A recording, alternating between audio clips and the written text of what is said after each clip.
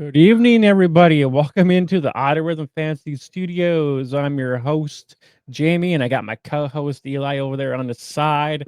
It's another day, it's another night, day, morning, whenever you want to consider this. But it's another spotlight edition coming hard at you right now, and yeah. Spotlight! Yeah. Oh boy. Welcome in, everybody. We're gonna jump into another spotlight for you. It's gonna be a tight end edition spotlight for you, and we're gonna jump into Mr. I'll just wait for just 1 second until we jump into our Whoa. Major look. There we go. Jesus. Go back, Jay. Yeah. As Jay, yeah, like LA Knight says. As Jay was about to say, back again, tag team, back again with the college spotlights. Spotlight. You can catch all the previous content over on Spotify if you just want to listen to it. If you want to watch us, which I get, we're some handsome devils. YouTube, Jay's got a great play. What? Jay's got a great playlist. He's got a whole list of everything. If you want college spotlights, he's got that. If you want some of our season weekly recaps, you can see those as well. Fantasy. I won my first college fantasy dynasty championship this past year. It was a great year. Jay dominated as well. So we both had great years in college fantasy. A lot of those weeks we were doing waivers. We had a bunch of good stuff. It's all over there. And I'm looking forward to our guy tonight. And of course, follow us on the X. Oh yes, you got that right. And all the links will be down below. So make sure you guys leave some comments about Harold Fannin, who we are actually going to be talking about tonight. So I mean, right now they have him, composition tight end 3 coming off the board, but other outlets have him a little bit higher than the two Loveland and the other guy from Penn State that's actually on TV right now. But yeah, I mean, other than that, I don't know. We're gonna dive into him. Let us know what you guys think. Leave some bleep bloop boppets in the comments down there if you guys are actually gonna draft him or not draft him, or just anything on Harold Fanning in general. So just leave them down there below. Yes. Harold Fanning Jr. from the Falcons, the good Falcons, not those damn other Falcons who can't seem to get anything. Yeah, there are a bunch of McLovins with the Atlanta Falcons. These are the good Falcons. These are the Falcons you should like, the Bowling Green Falcons. I got my gavel here. It's adjourned. Yes. You know what? I'm going to pull this bad boy up. We're going to pull this graphic up here. Jay's, as always, Jay's going to have his as well. We'll flip it over, flip-flopping, floppity flip-flop. I'm going to have my two graphics. Jay's going to have his as well, so we'll pull those up. Try to keep it somewhat organized, keep it together here tonight. Jay was mentioning rankings. You know what? It's debatable. I mean, he's in the top. It's universal right now. I mean, you can't argue. It's Colston Loveland from Michigan. It's Tyler Warren from Penn State, and Harold Fanning from Bowling Green are the top 3 tight ends. The universal, no matter pretty much where you go, A to Z Sports, Draft Buzz, Bleacher Report, they all had him in the top 3. Overall, definitely. I don't think you can argue that he's a top 50 prospect. I mean, look at the stats. Look at the stats on this guy. Unheard of. Right now, currently projected second round pick. That's debatable. Maybe somewhere between 35 to 50. Early to mid round second round pick. Just depends on where Tyler Warren ends up. Colston Loveland. Those guys could potentially be first round picks, late first round picks. We'll see where they end up. Currently, right now, and this is before. This is actually January 9th. So this is before we have the NFL Combine or any of the other updated stats on these guys. So currently, he's 6'4", 230, runs about a 4.6 40 time. So those could all change. Maybe he runs a little bit quicker. Maybe he's a little bit slower. The weight that could fluctuate. I mean, that's one of the knocks on him. He's a little light, in terms of that. So he could easily put on 10, 15 pounds in that time frame and get up to, maybe 6'4", 245-ish or so, or 250 maybe. He was a 3-year starter at Bowling Green. The guy had 4 rushing touchdowns his freshman year in 2022. So, I mean, the guy's versatile. It's crazy. He didn't have the greatest statistical year that year, but, the 4 rushing touchdowns, that helped a bunch. Consensus All-American this past year with the aforementioned stats, which we're gonna look at those two. Look at that. 1555. They're what he's making Travis Kelce blush. I mean, receiving yards by a tight end in the history of FBS. I mean, the NCAA. It's ridiculous. This guy just went off, had 117 catches, which is unheard of. These guys don't play 17 game, NFL schedule. These are NFL numbers for like a number one receiver. Like Jamar. Yeah, I mean, yeah, for sure. I mean, these guys are only playing 12 games out of a whole. I mean, their college careers. So I mean, putting up these kind of numbers. I mean, that's better than a lot of these NFL guys are doing in 17 games. I don't want to hear anything. Yeah, exactly. I don't want to hear about the Triple Crown in baseball. I don't want to hear about the Triple Crown in baseball anymore when you got Harold Fannin putting up 10 touchdowns, 117 receptions, over 1,500 yards receiving for a tight end. Just ridiculous. He's from Ohio, so he was an Ohio guy, grew up in Canton, went to McKinley High School. So you know what? He kind of stayed in the state. You would assume a guy that this level, obviously his sophomore year last year, I mean, he had a damn good year. He was the number 4 fantasy tight end, but you would assume a guy at this level would have tried to portal out and take some NIL money from a bigger school. I know Oregon could have used him. They could have used an extra weapon against Ohio State. They were lacking, a little something. How about a tight end with this kind of burst going up against that Ohio State defense? But yeah, most you know what? For comps, Jay, there was a couple I was debating. I was thinking, who do I Hunter? I know Hunter Henry is different, but I mean, we kind of agreed on some stuff, and some of it's based on stats, some of it's based on skill set. Hunter Henry was a guy that popped out. Oh, you got that vape going on, boy. Hunter Henry popped out at me, as a maybe as a mid-tier guy. Jay's going to have his ceiling and his floor. Jay's going to explain that better.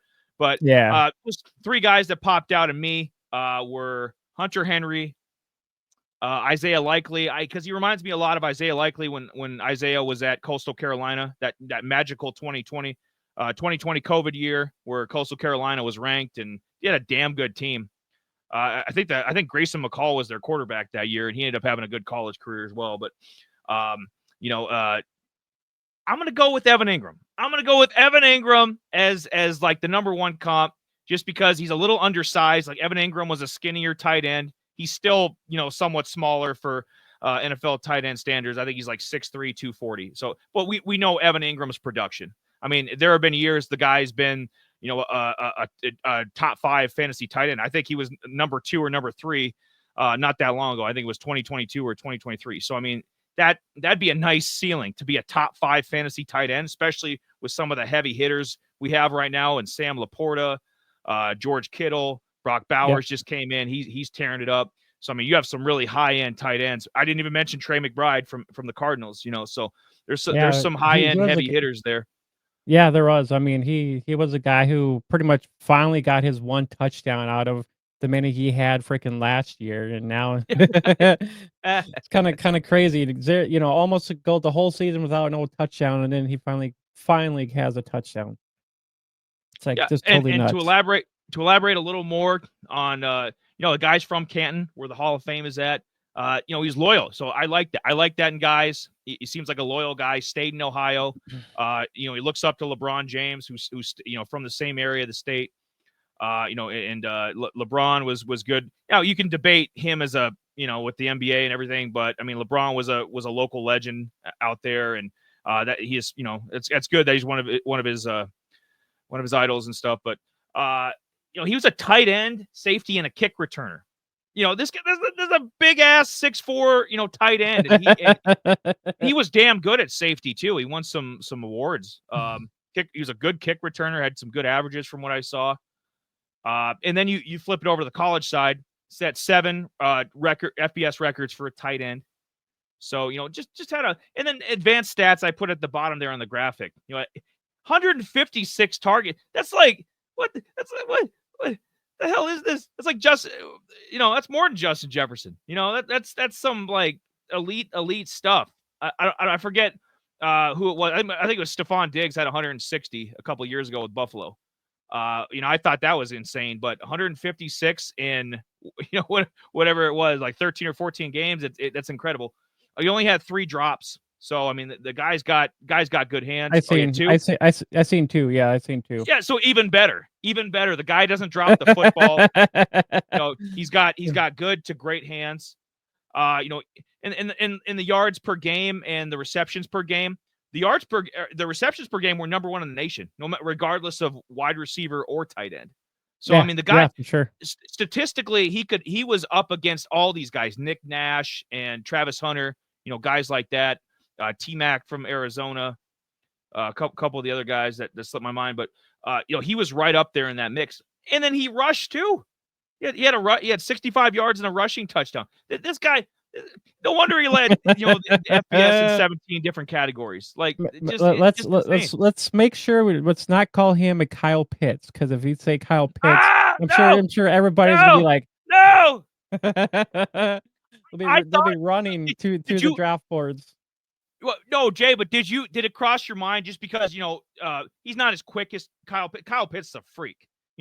It's debatable with those hands of his. He ain't Braun Strowman. You ain't gonna get these hands. But I think Kyle Pitts runs like a 4.4, which is like freakish for a tight end. But he's not quite as fast as Kyle Pitts. But did Kyle Pitts cross your mind, like as a I mean, as what he does in the the playing field? It does. The way he actually gets open. He's pretty much short to intermediate, and maybe I seen a few deep threats. 75-yard touchdown. He had one of those. So I mean, if you think about that, I mean, that's almost kind of what Kyle Pitts was doing. I mean, he was doing that down the U. So I mean, it's I almost kind of wanted to kind of put that in there, but I mean, not quite slightly, but it didn't cross my mind with his ability of what he was doing. Yeah. So there was, in that mix, Jay's going to give, like I said, I mentioned earlier, Jay's going to give his floor, kind of his mid-tier, and then the ceiling. I'll say my ceiling now, though, but Evan Ingram, there's nothing wrong with that, being a potential top 5 fantasy tight end. Evan Ingram has been, it wasn't his fault that Trevor Lawrence, shit the bed and got hurt. It wasn't very good. It wasn't his fault Doug Peterson got fired. It wasn't his fault Travis Etienne has kind of been a disappointment, since his breakout year. I think it's 2022. He had a, monster breakout year. Hasn't been quite as good. It's not on Evan Ingram, but we're going to put up we're going to put up, here we go. So these are the stats. These are the stats here. And I'll give a couple, unless Jay wants to chime in as well. Like, we can do a couple things. We can do our floor ceiling, or we can do team landing spots. We'll one or the other, but I'll get the stats out here quick. McKinley High School in Canton, that's where he went to high school, obviously.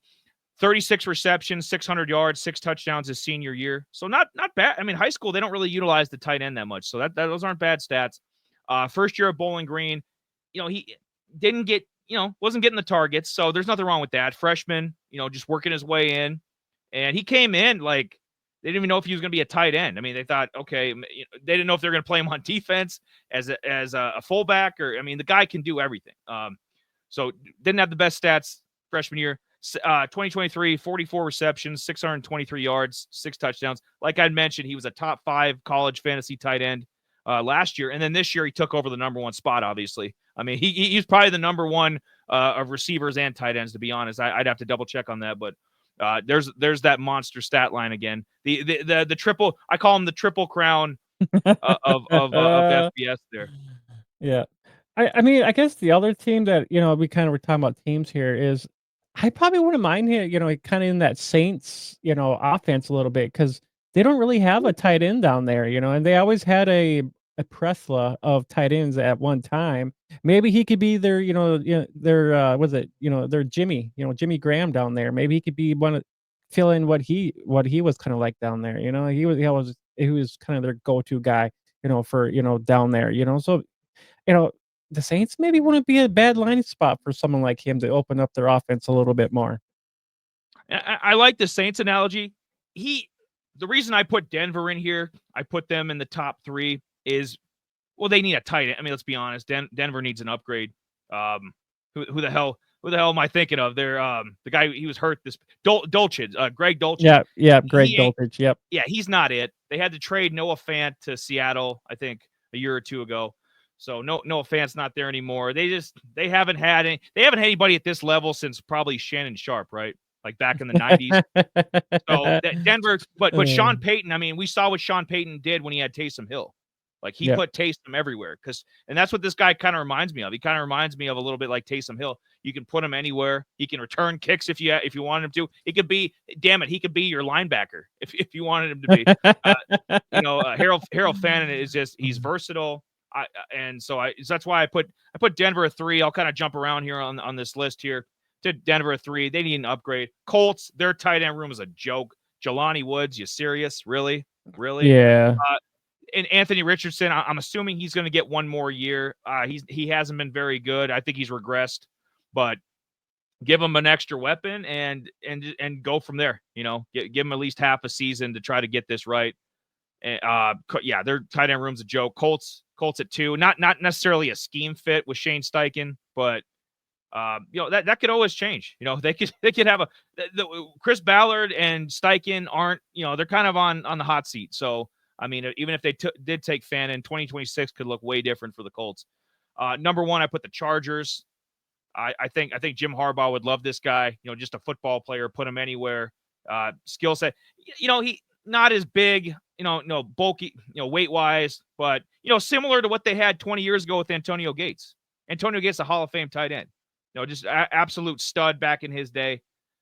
Kind of he pretty much invented the fantasy tight end, if you think about it. So Chargers really haven't had. They had a few guys that I mentioned Hunter Henry. He was solid for them, and they've had some solid guys, but nobody at that Antonio Gates level since he retired. Yeah. Oh, yeah. That's been a long time. Yeah.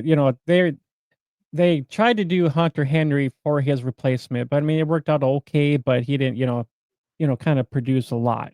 Yeah, they need, and this offense is open. You know what I mean? That's why Ladd McConkey he's good. He's not going to ever be a 1,300 yard, 9 touchdown guy. He's he would be better as a really good, number 3. Honestly, he'd be as a really good number 3. You could probably be a Super Bowl team with Ladd McConkey as your 3, right? And then you bring in another weapon like Harold Fannin, and I think he'd start right away. Who's in front? Will Disley? Who the hell is in front of him? Chargers. So there's plenty of opportunity. Gerald Everett, he was there for a little bit. He went away, and so I think the room is open with the Chargers. He'd fit in. He'd fit in great. Chiefs, I put it 4 just as a potential. If he fell, by chance, if he fell to the end of the second round, that'd be a steal there for the Chiefs. If he fell to a pick in the 60s, but it'd be wishful thinking. They'd probably have to trade up for a guy like Harold Fannin, but I think he might be a serviceable replacement for Travis Kelce. It damn sure ain't Noah Gray or any of these other the Watson. I think is the other guy I'm thinking of that like they've. They got Hendershot. They got Hendershot down there. I don't know about him as well, man. Chiefs, and Kelce, he ain't dead yet. He's still producing, but you need a succession plan. And I think Fannin, a similar skill set, not quite as big. We'll see what his ceiling would be, but I think the Chiefs would be a nice fit. Andy Reid would love working with him. And then I put the Rams at 5, just because of how creative Sean McVay is with his offense. Tyler Higbee. I think this would be an upgrade over Tyler Higbee. They have Davis Allen is the other tight end there. Yeah, he's nothing special. So this guy could jump right to the front of the line pretty quick. Yeah, for sure. So I got the Rams at 5. So those are my 5 spot, and then honorary mention like Jay said, I'll put the Saints there. Saints, yeah. Taysom Hill. He's a Swiss Army knife, but he's also 34 years old. You need to consider a succession plan. Harold Fannin, we didn't even mention Jay. It's been across, his birthday has been on one of the graphics, and it's been on the bottom here. I'll just point this out. He won't turn 21 until July. He's a baby. Like, you're getting like a super young guy to mold. So this blocking, the knocks on his block is, pass blocking and everything else. I don't even know if he's in his man body yet. I mean, this guy, he could probably easily, this guy could probably easily put on 15, 20 pounds, I become a better think blocker. And then maybe he's like, so there's some room here. He's not a 24-year-old, just ready-made type step in day one. I mean, he's still, a little bit of a project, but your I ceiling see. for him has got to be through the roof. Yeah, I see, and I think that's the thing about these G5 teams where they don't really do a lot of blocking when it comes to No, maybe some of the they don't. tight end positions, They but don't when have you get because they don't into the because Jay, they don't have the offensive lines to do these well, kind of yeah, things. I mean, well, yeah. if they're win and Bowling Green had a damn good year, they dominated their bowl game, and obviously Fannin set like bowl game records for a tight end. 17 receptions, 213 yards. But like these G5 schools just don't have the personnel, on Yeah. the defense and offensive line. So if they're winning, it's got to be just through the air or have an elite running back. I mean, it's not. And we see what happens when they do. I mean, look at Tulane. Tulane just got raided. Yeah, and that's the thing I think about it. If he was actually on Ohio State or something like that, I think that, his blocking skills Ooh. probably would have been a little bit more molded, with Oh a yeah, more of a Power 5 better team, so coaching. Yeah, yeah. absolutely. Yeah, so, I mean, with him, not see, and that's the thing about, smaller schools. So, some of them might not, the level of competition. Yeah, he might have been the MAC, but even let's not forget though. I mean, he did put up some points against some ranked teams here this year, and one of them was Penn State. He threw up, 145 yards and a touchdown, and they were ranked 5 at the time. And then they had Texas A&M, who was ranked 25. He had a 8 for 145 and a touchdown. So the Penn State game was 137 yards. So he did put up some good yards against some good teams. He didn't. Yeah, this wasn't just against a bunch of FCS and other G5 schools. Yeah, obviously he's in the MAC. He can't help his schedule. But the two times he faced legit teams, like Texas A&M wasn't great, but they were a respectable, legitimate team this year. Penn State's obviously still playing. They might win when we're filming this, they might win tonight. They might beat Notre Dame and Yeah. get to they might win a national championship. So I mean this and we know how good their defense has always been. He put up over 100 yards against them, over 100 yards against Texas A&M. So Yeah, he I showed mean, out. He showed out against the two big, Power 4, 5 conference teams that he needed to. yeah. Yeah, for sure. So, let's kind of break him down here real quick. I mean, Yep. he had seven 100-yard games this year. There was 5 games out of the 12 that he didn't score a touchdown. So he scored a touchdown most of all those games this year. Pretty much 28% of all target shares with Bowling Green. So they were pretty much his, go-to guy. I mean, they didn't really have another wide receiver down in Bowling Green or anything like that. And the running game was all right, but the guy we were hoping for, he didn't. He kind of sputtered a Shit little the bit. bed, as the kids say. Yeah, pretty much. But I mean, overall, I mean, receiving skills, route skills, versatility. I mean, this guy's a yak machine too. So I mean, when we kind of Monster. talk about, He's a yeah. yak Jay, we need a graphic. He's a yak monster. Just Boogeyman. yeah. And I know now I'm kind of like I might want to draft this guy too now. I do. Maybe We're willing this into existence. I mean, he was tight end 3 to some people. He might be tight end 1 just with the ceiling. Like, yeah. but ceiling isn't everything. Look at Anthony Richardson. Everybody's like, Yeah. oh, I mean, he could be a Lamar Jackson on steroids. Not quite. The guy can't complete 55% of his passes. Well, so no. so Go ahead, Jay. before I kind of say my ceilings of compositions kind of close to if we all kind of leave it be his rookie season high, he could be, at 60 reception, 756 touchdown. I would, end up him being like a tight end 7 or tight end 10. Maybe, this is his high floor ceiling. 3 to 5 years in, maybe 85 to 95 receptions, maybe that 1100 to 1300 receiving yards, maybe 8 to 10, so I mean overall maybe a tight end 3 to tight end 5. So this is his high ceiling. Yeah, but this is so his first year as a rookie could be pretty good. 750 yards, maybe a couple touchdowns. 6 touchdowns, possibly. But his floor, his rookie season, this is the floor now, he could have 450 yards and maybe 3 touchdowns. It would end up him being a tight end 15 or a tight end 20 at the same time. But, if he stays at his floor, at overall, I mean that's going to be pretty much your 45 to 50 receptions, average, 550 to 600 yards per year, 4 or 5 touchdowns in there, and he would be borderline, tight end 12 to 16 in there, so that kind of gives you a high floor, low floor on him, the way I kind of saw it, like his ceiling I kind of compare with his height, kind of because he's kind of like his ceiling could be a George Kittle, possibly breakout, Ooh, so I mean that's not a bad composition there if he ends up not landing the right, so I mean, just if he production wise, it's George Kittle. and just to put this out there, so Kittle went to we call it tight end U, Iowa. So he's been born and bred since probably he was recruited out of high school to be a blocker, being everything. He was just an exceptional athlete. Like those Iowa guys, they usually always hit. I mean, Yeah. Hawkinson, go down the list. Even Noah Fant's decent. Like those Iowa guys always hit.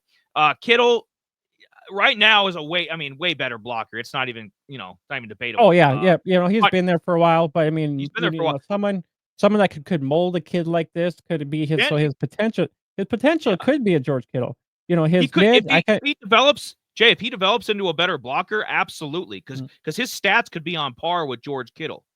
yeah. It's just getting him to that block where the blocking is going to make the difference between being just a statistical guy and being like an elite, Mark Andrews level guy, and those level, even Brock Bowers, to be at that level. Because Yeah. Evan Ingram, people always diminish a little bit, because of his blocking. Like he's a But, terrible blocker. yeah, Yeah, but he could get yeah, I there. mean, but my mid is kind of a Hunter Henry. I mean, we've seen Hunter Henry over the years, an inch taller, just Solid. 10 more pounds to him, and he averaged between that, 500, 600 yards with the Chargers back Yeah. in the day, and it's Solid, yeah. solid tight end. Yep. Yeah, and the floor, I comped him to, well, I wouldn't say comp, but the Isaiah Likely productions, he kinda in there, Really not good really in backup. there, so he can be a decent guy that could, stand out and maybe have a decent, game here or there for you during your fantasy seasons. So those were kinda my kind of, kinda just your floors, with Harold Fanning, what he could potentially do and, the crappy part of his, production, so I mean, it all depends what we all want. But, Yeah, I don't. um Yeah, yeah, I don't see him being a bust. Where he's out of the league, where he's just fucking awful. Where Jelani Woods, that level kind of. Uh, Yeah.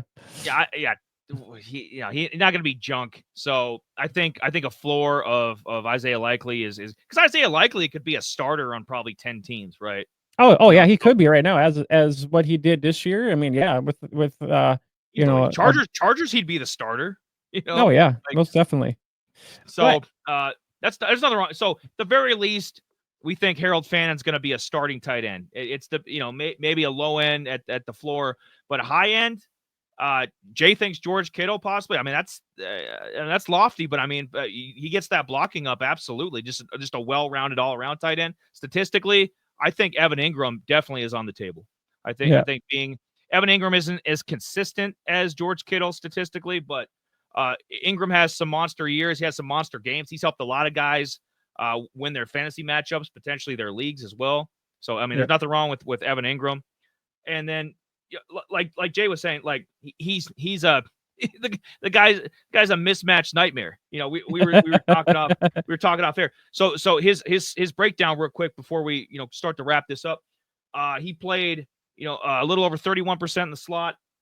Played I think 25% out wide, and then he played about 40% inline. So you can't just call him an inline tight end or a slot tight end. I mean, the guy you can pretty much put him anywhere. And if he learns how to block, ooh, ooh, ooh, Yeah, yeah, and, the other he's a thing willing too, blocker. From what I've seen, like he's a hardworking kid. Like he's willing and to do the work. here's the other thing too is, you see the little gold stars up there, he wasn't even ranked. 24/7 Ah, Sports didn't even have him as a ranked tight end. So I mean that goes to show the kind of work that he put in and wanted to be developed and have going out and having a good year. And the other, I'm gonna wrap this up here quick yep. too, since Eli didn't let me finish my Sorry. spiels here. Oh no. Sorry. Yeah. Man. Spotlight. Spotlight. Um. So right now, Fanning's actually kind of, for far as dynasty, mock drafts here, he's been kind of in that second round, not quite first, but this guy's going to probably land in the second round of a lot of your dynasty rookie drafts, and the two guys will be coming off the board is Loveland and the other guy from Penn State, which yeah, whatever. And so at least he's the third best, guy. It's all gonna be on how you evaluate him. If he's gonna be your tight end one, or so there's gonna be a lot of vice versa in there. But as of now, you got Loveland and the kid from Penn State who are ahead of Fanning just because of where they're school wise, because they're Power 5 schools. And yeah. And I mean, Dynasty's different than redraft. Obviously, redraft Yep. is more important where these guys are going to go to see how Yep. many targets they're going to get playing time. But in the long run, I would heavily consider taking Fanning over these two. Yep. Because everybody thinks Well, Tyler Warren's going to be the next. Everybody thinks, oh, Warren will be the next Brock Bowers, and well, what if he's not? yeah. Fannin, you can just sit there and let him, let him bake. It's like putting muffins in the oven, Jay. Let him bake. Yeah. Colston Loveland, he's gonna be good too, but I don't think at the same star potential that Fannin and Tyler Warren could be at. So Colston Yeah. Loveland, not a bad consolation prize too. If you're drafted in the second round of your fantasy college dynasty league. Yeah, especially if you're Or the NFL league. I got college on the brain. Especially if you're dynasty, the tight end premium stuff where where the tight ends are going to be a little bit more valued. I mean, of course, he's probably going to be the third guy coming off the board, rarely pretty high. So who knows if a lot of time if three guys are coming off the board in the first round or second round. So I mean, it's probably All going to be a studs. typical second round more than likely. It's just one QB, kind of like that one standard QB league. Just unless you're already stocked up at, tight ends, I'm sure you'll be thinking about this guy more than likely because I'm in a one QB league too as well. I'm like, yeah. So I don't know. I think he'll be a value for somebody for sure. So don't get me wrong on that part. Absolutely, and this is a great tight end draft. The 4 to 10 aren't like, they'll probably end up being backups more than likely. But these three, I mean, you got three starting tight ends that are going to be starting in the NFL. You got your pick of the litter here. So I like, if you need a tight end on your team, your dynasty team, I mean, you're sitting in a good spot this year. And let him sit. I think he's a better, like, let's say Harold Fannin goes in the second round of like the actual NFL draft. I think he's going to be better than Ben Sinnott. Ben Sinnott from Washington, he couldn't even get on the field this year. Was Yeah. That damn so Zach Ertz killed our draft he stock did. with Ben Sinnott. He did. Damn him. But Yeah. it's like a comparison, Jay, to obviously Brock Bowers was the first tight end taken last year, first round. Yeah. But if Yeah. Fannin goes in the second round, he's a better prospect than Ben Sinnott. So definitely worth Yeah. a second round pick to any of those teams we mentioned here. Yeah. Oh yeah, throw for those guys sure. up Most again. yep. Yep. Yep, for sure. Ah, But woo, yeah, woo, other than that, here we'll blowing just up. wrap this up here real quick. Here Fanning will more likely to be a second round draft pick in most of your guys' dynasty drafts. More likely a day 2 guy, and maybe around 2 or 3 in the actual NFL draft, and then ceilings would be George Kittle because of some of the production. Mid Hunter Henry, and then floor would be like the Isaiah Likely. So those are all be kind of your production wise. Yeah, So you kind of low end tight end one, or as a really good backup, like to a yep backup to like a Kelsey or an Andrews, or like likely is. So yeah, yep he's yep. gonna hit. He's gonna hit. You're gonna have him on your roster. So get used to that name, Harold Fannin Jr. Well, yeah, but other than that, make sure you guys like and subscribe to the channel. If you like this, make sure you leave some comments down below, and if let us know if we did a good job breaking down Harold Fanning, if you liked it or not liked it. But either way, leave us some positive criticism, it always helps us to grow and mold what we do here. And this is our second season, kind of breaking down prospects that Oh, are I missed. coming into the drafts. And it's always fun to kind of break down these guys and talk about them, give you a little bit more insight on some of these guys instead of just seeing just everything just kind of just a little bit more perspective on it. Do you actually want to draft this guy or not draft this guy? So this is why we're doing things like this too. Yeah, I love these spotlights, and it's our own little. We were joking off air on Messenger, like it was our own little draft kit. We don't need Yep. to spend. We don't need to make you pay $30 for a draft kit. Just come look at this. Look at this player. You got his full game log. You got projections. You got everything. You got dynasty projections, redraft. I mean, we got college. I mean, we cover these guys. Watch them, share them, help us out. Yeah, that's for Like, sure. subscribe, all that good jazz. Yeah, Well, for sure, for oh. sure.